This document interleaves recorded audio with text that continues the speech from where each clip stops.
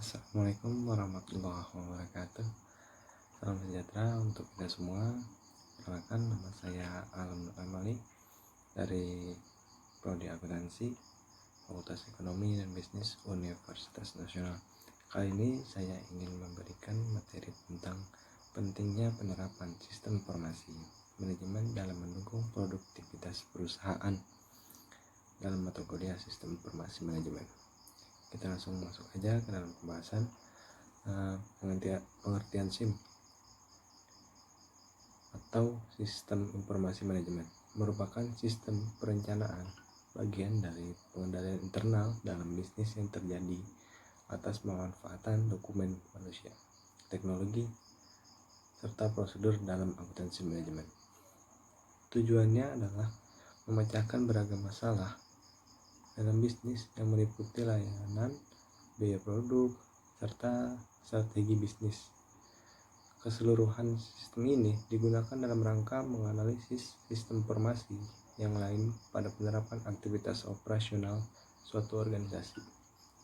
SIM memiliki beberapa manfaat yang penting dalam keberlangsungan organisasi atau perusahaan. Antara lain, pertama itu ada menyediakan informasi yang digunakan dalam perhitungan harga pokok, produk, jasa, serta tujuan lain yang diinginkan oleh manajemen. Kedua, menyediakan informasi yang digunakan untuk merencanakan, mengendalikan, mengevaluasi, serta melakukan perbaikan yang berkelanjutan.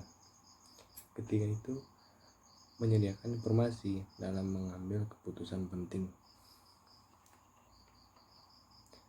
Fungsi utama diterapkannya sistem informasi manajemen dalam suatu organisasi adalah sebagai berikut. Pertama, mempermudah pihak manajemen untuk melakukan perencanaan pengawasan, pengarahan, dan pendelegasian kinerja kepada semua departemen yang memiliki hubungan komando atau koordinasi dengannya.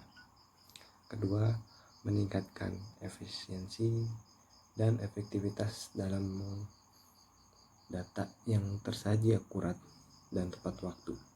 Ketiga, meningkatkan produktivitas dan penghematan biaya dalam suatu organisasi. Keempat, meningkatkan kualitas sumber daya manusia karena unit sistem kerja. Beberapa dari Anda mungkin ada yang masih kurang paham mengenai bentuk sistem informasi manajemen. Untuk memperjelas, berikut ini beberapa contoh yang dapat diterapkan ke bisnis Anda.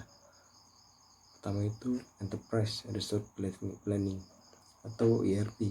Sistem ERP ini banyak digunakan oleh perusahaan besar, namun perusahaan dalam skala kecil juga masih dapat menerapkan sistem ERP. ERP biasanya digunakan untuk mengelola manajemen dan melakukan pengawasan yang terintegrasi antar unit di dalam perusahaan. Kedua, Supply Chain Management atau SCM. Sistem SCM ini sangat bermanfaat bagi pihak manajemen karena mengintegrasi data-data seperti manajemen supply, bahan baku, mulai dari pemasok, produk, pengecer, sampai konsumen akhir. Ketiga, Transaction Processing System atau TPS. TPS berguna untuk memproses data dalam jumlah yang besar atau transaksi yang banyak dan rutin. Program ini diaplikasikan dalam manajemen gaji dan inventaris. Keempat, Office Automation System atau OAS.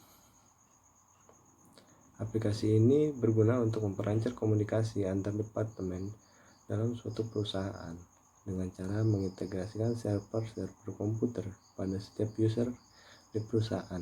Contohnya seperti email.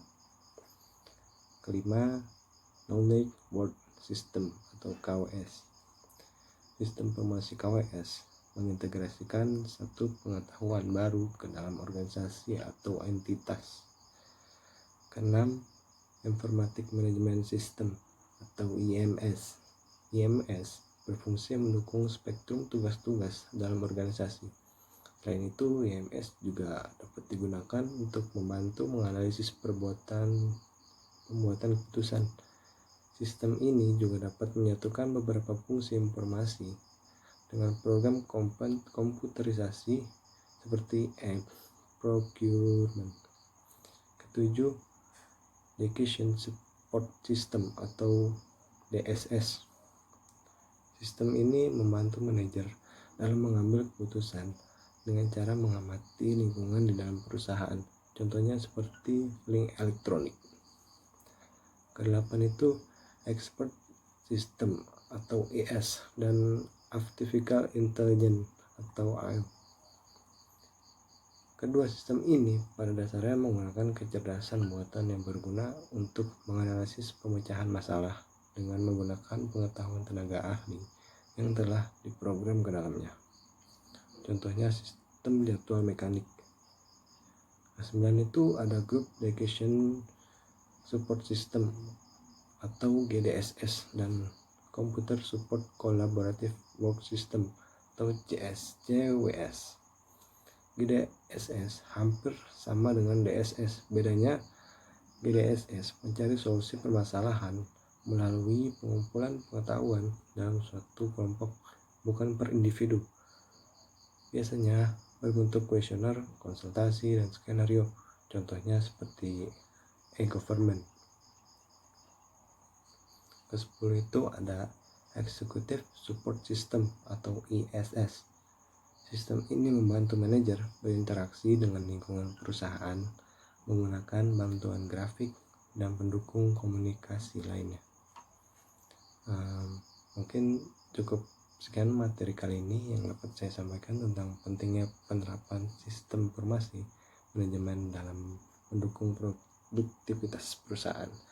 Mohon maaf apabila banyak kesalahan baik yang sengaja maupun tidak. Semoga materi yang saya sampaikan dapat bermanfaat untuk teman-teman. Jangan lupa di like, comment, and subscribe. Wabillahi taufiq wal hidayah. Wassalamualaikum warahmatullahi wabarakatuh.